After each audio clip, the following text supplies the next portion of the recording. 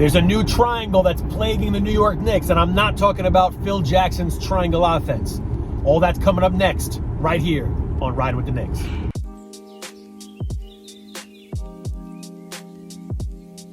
Welcome back to Riding with the Knicks. This is the channel where we talk about the team that we love, the New York Knicks, the season as it unfolds, and the deeper themes that you and that I can be pulling out of the season to apply to our lives to be the best versions of ourselves.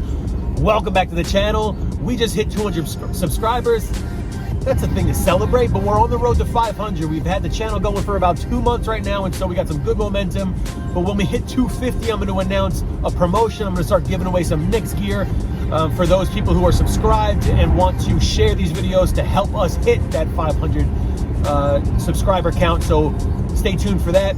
But in today's video, I'm going to talk about a new triangle that's plaguing the New York Knicks. And it's actually not a new triangle, but I'm seeing the season through this lens for the first time. So first off, I'm going to talk about what am I talking about this triangle. Second off, I'm going to say, or the second point is, how is it applying to the Knicks right now? The Knicks players, the Knicks fandom, the Knicks coaches, you, me.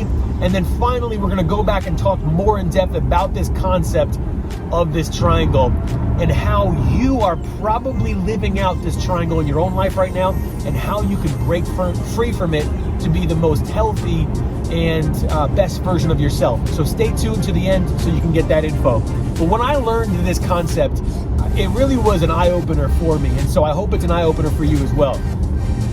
So number one, what am I talking about? I'm talking about the psychological concept of triangulation. Okay, so the psychological concept of triangulation basically means that people put others into one of three categories, or one of three roles, being the point of this triangle. One would be the victim. There's a victim, and if there's a victim, there has to be a perpetrator, an abuser, an attacker, an enemy, an opposition, that role of the perpetrator. And so there's a victim, there's a perpetrator, and then there is the rescuer or the savior. And so unhealthy people will continue to force their life into these three categories. They'll make someone or some business or some circumstance or some family or some group an offender to them. They'll be the victim, and then they'll put someone else in their life in the rescuer or the savior role. And so right now you can find yourself in some areas of your life as a victim, some areas of your life someone might be putting you in a rescuer role, someone might be calling you a perpetrator when you didn't even do anything wrong. And so someone might be forcing this triangle on you in many different ways right now. And so at the end of the video, I'm going to talk about how you break free from that. But let's talk for a moment about point two. What am I talking about? How this triangle is plaguing the Knicks. Let me tell you what.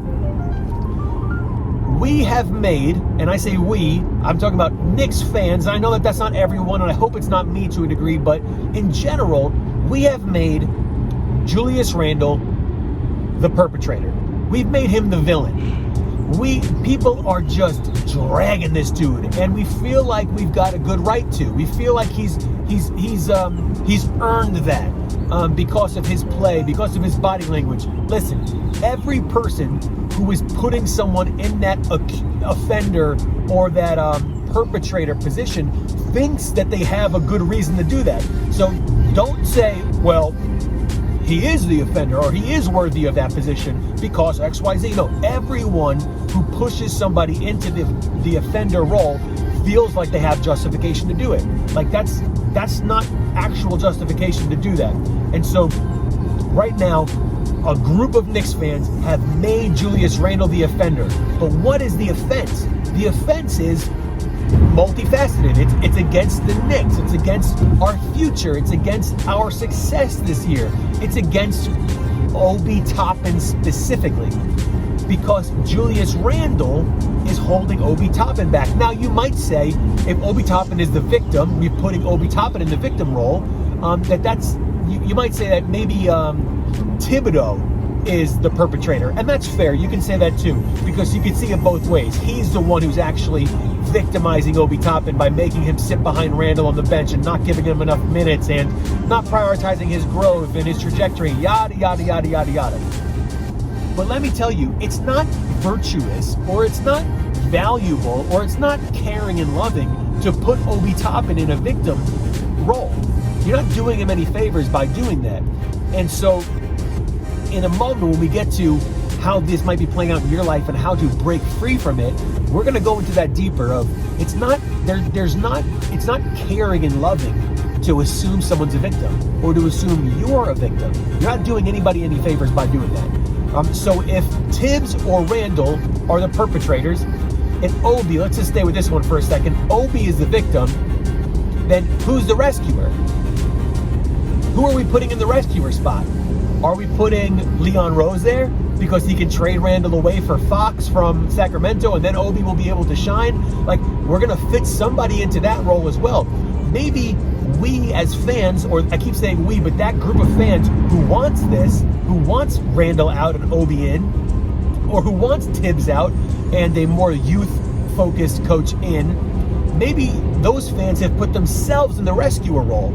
And you're starting to see this thing play out now. Maybe that's what justifies all of this spewing hatred on Twitter, because people feel justified to judge and to critique and to tear down and to cut little segments out of games and highlights to amplify certain body language that they see from Julius Randle that they deem inappropriate or not conducive to culture on the team.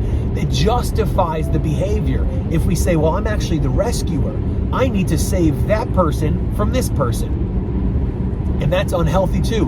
None of the roles are healthy. The whole triangulation concept is unhealthy, and we want to reject it. So maybe there are some other things. We would say that until lately, Fournier is the perpetrator against Grimes, and we are the rescuers, and we need to complain and rant and get him free from that. You could put a lot of different people in these roles. And so let's get into the final point of this video. Point number 3, how does it apply to you and how does it apply to me? And hopefully through the explanation of the triangulation and then the example of how it's applying to the Knicks right now, you're seeing how it applies to you. And so where are you? Are you someone who uses this? And if you are, listen, it's probably not your fault, because we live in a world where this is the way that we do things. We live, and you probably, if you're doing this, you've learned it through your family. You've learned it through your genealogy. You've learned it through how you were raised. And so this is a video to help you be aware of some things that are holding you back and some unhealthy practices that you might be pushing out onto your family, your loved ones, your career, your job, your community, that really are not doing you or your community or your family any favors. And so what do you do when you realize, oh my God, I am putting someone in a victim role? And I think that it's virtuous to do it, or I think it's loving and caring and I can coddle them and oh my gosh, you're a victim. Like, or what do you do when you realize I'm putting someone in the offender role? Or what do you realize when, like, what do you do when you realize that you're in those roles or you're putting yourself in those roles? The way that you break this triangle is you reject the role. You reject the role.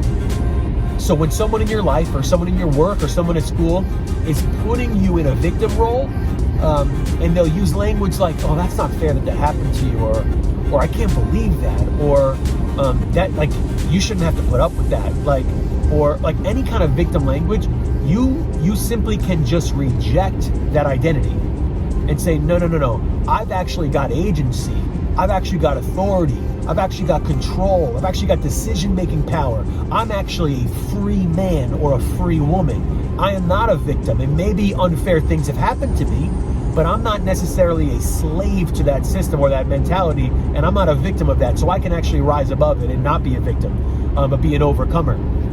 Maybe someone's putting you in the rescuer role, and maybe you're susceptible to that, where you feel like, oh my gosh, I got to take care of everyone around me. You need to take a look in the mirror and say, who are the people that I actually am responsible for taking care of, and who are the ones that I'm not? And when people are trying to put the rescuer role on you, maybe you're not responsible for some of those things. And man, if you can come into that, whoo, that's freedom right there. That's freeing. And maybe some people are putting you in an offender role that you don't belong in. And the way that you reject the offender role is you do not take offense. Don't take offense, and don't admit guilt if you're not guilty. Don't take offense, so don't say, oh man, I can't believe that they think of me like this. I can't believe that they don't know the real me. You can't control what people think about you. You can't control how they treat you. But you can control what you allow yourself to be subjected to and what you allow yourself to engage in. And so you want to reject these roles. You want to reject these identities and be a free-thinking individual who has agency and responsibility for the things that you know you have responsibility for. And so as a fan, we got to be more mature than this. We can root for our teams. We can go crazy. We can speculate about trades. We can say, hey, this guy's probably needs to move on. This guy not. We got to be really careful when we're moving into something that's like really psychologically unhealthy, which is this whole concept of triangulation. And so that's my rant for today. I see it playing out with the Knicks. I see myself sometimes getting sucked into those roles. One last kind of like disclosure, if you would, is if you are a victim of emotional or physical abuse right now,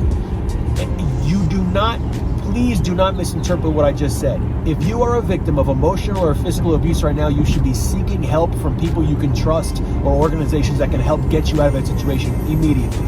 You should not be subject to physical or emotional abuse or violence. I'm talking about a psychological concept that people work out through language and emotions, not through physical or emotional abuse. If you're in those situations, get free right now.